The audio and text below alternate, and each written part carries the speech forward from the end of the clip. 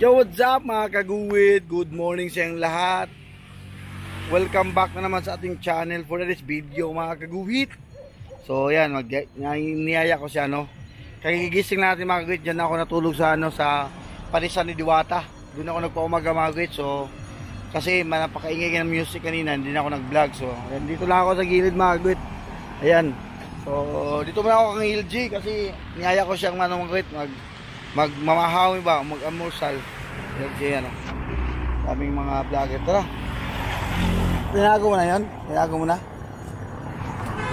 Kakain kami ng amursal mga kaguwid sa doon sa nila ni tawag dito ni Diwata. Pero hindi kami sa Diwata kakain mga kaguwid, dito lang kami sa gilid kasi bawas siya ng baboy. Okay, kain tayo, kain, mamahaw. Ayan, yung kaibigan ko si Ate Nelia, yung mga kaguwid, tsaka yung siya nagtitinda ng kape dyan, tsaka siya yung kaibigan natin na nagpabantay ng motor. Ay, meron na? Meron na ba? Ayun, meron na ata. Wala pa. May luto na ba? Oh, tara, kakain tayo dito. Shout out Ate Digong. So ito yung Diwata Palace mga kaguwid, pero kagabi kumain na kami dyan. So hindi na kami kakain dyan mga kaguwid, dito na kami kakain. So tapos naman kumain dyan. Ayun walang katapusan yung mga customer dito mga kaguwid. Dito na kami kakain. Kaya mga kaguwid, ito yung amusal namin. Dito na kami kakain.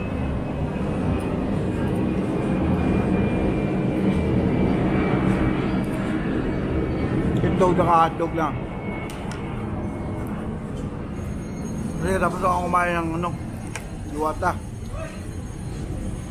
Panoorin yung mga vlog ko, yung pinanood yung vlog ko mga kaguwid. Yung kumain kami ng Diwata Palace Cup.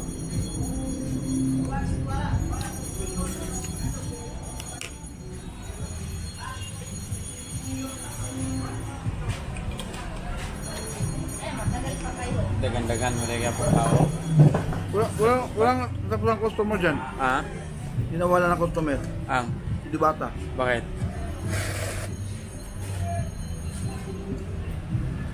Tuyo ka? Oh.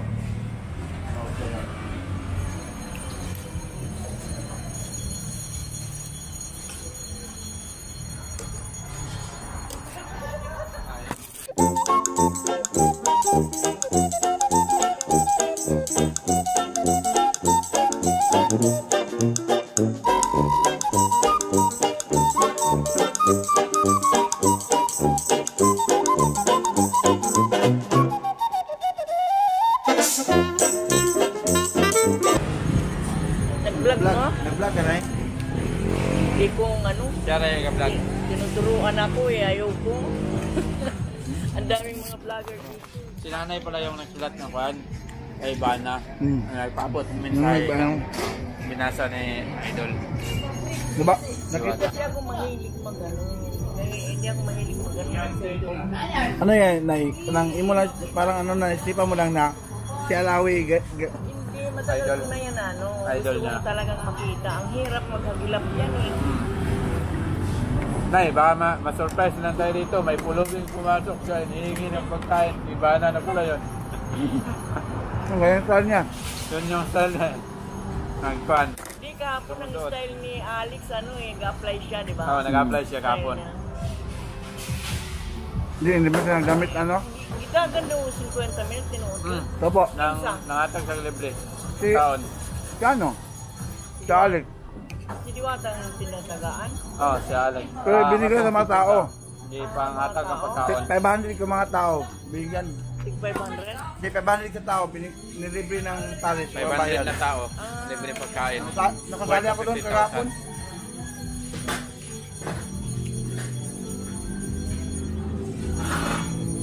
Ano rin yun? Ayun na festival no? Oo, di pala. Alam mo, Diwata. Wala naman siyang shooting na eh. Diri ata yan. Kahapon, diba? Diri mo kagapon. Hindi, sabi nila may shooting niya kagabi. Unto mo niya bot. Ginapon. Kagabi ko, narinig ko din.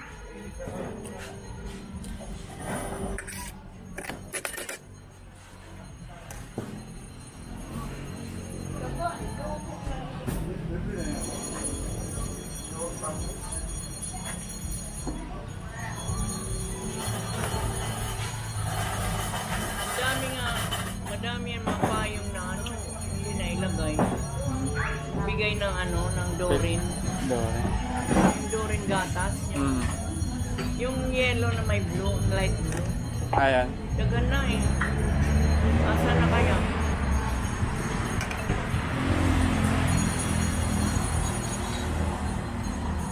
Taga saan po kayo dito banda po, ma'am? Oh? Dito sa Manila po. Yan lang sa bodega. Bodega po. Hindi, parang nag-board lang ako. Pero ang ano namin sa Gentry, Gentry? General Trias, Cavite. Saan niyo uwi dito, Nay? Sa? Saan po kayo uwi dito? Yan lang ako nakiano muna sa yung nag-apply dyan dati.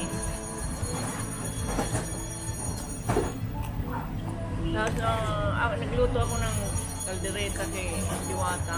Kailan? Viral din dun eh. Close na talaga kayo ng Diwata? Sa? Close na talaga kayo ng Diwata? Hindi kami close. Magkababayan lang kami.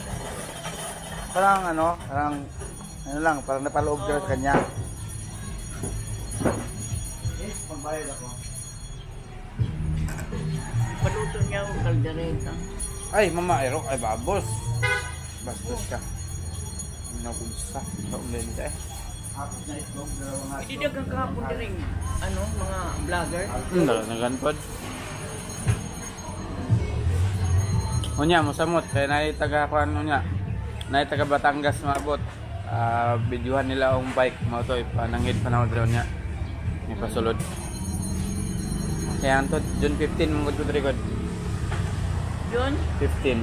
Para sugaton ang Siya yung ano, Nay, World nag-viral sa ano, nung nagbabike galing Mindanao papuntang Luzon, yung natulpo ba? Yung pumunta sa tulpo. Siya yun, si... Ano ba nagtulpo? Dito wala naman problema sa akong lola. Nag-lagdan sa mga anak. Abandon sa mga anak. Tapos binigyan siya ng bahay ni Tulpo Para sa lola ko. sa Bukidnon. Yung lola ko binigyan. Kaso binenta ng mga anak. Kaya Si bumalik Tulpo ako nagpagawa nun eh. Kaya bumalik ako dito sa Maynila para ipaglaban yung karapatan ng mga matatanda na huwag na abusuhin. For awareness na lang kasi wala na yung lola ko eh. So magiging isang halimbawa yung lola ko na biktima ng pang-aabuso na dapat hindi tularan ng ibang tao yung ginawa nila sa kagaya ng lola ko. Sitwasyon ng lola ko, mahirap yung ginawa nila. Inabandona na nila, hindi na nila inalagaan, inabayaan. Siya yung nag-alaga sa Tinulungan na kanya. ni Tulpo, binigyan ng bahay, binenta pa nila. Pangalawang abuso yun. Pera kasi yung nasa isip. Mga tsahin ko, kapatid ng papa ko. Ilan taon na? 2022 Buhay po. pa siya ngayon? Wala Patay na. na po, December 2023 po. Wala. Habang bumabiyaya ko. Wala. I-process ko lang talaga daw yung biyahe ko. Ito ang ginagawa ko ngayon. Magandang gawain daw ito. Antay-antay lang daw. Nasa magandang proseso daw ngayon. O dito ako na-refer ngayon na mag-standby. Kaya iusap ko dito kung pwede magparada. Nandun po sa unahan. Naabot na yung Mindanao eh. Luzon, Visayas, Mindanao Visayas, yan. Mindanao. Palawan, nakarating na din yun. Kung sa'yo garahin mo? Sidecar bike. Bike na sidecar. Magbabike na siya. Na yung mga vlog. Dami na nakakilala dito kahit mga ano, vlogger. Yan kung darating din si Madam Diwata mamaya. Kakausapin ko na siya. Para aware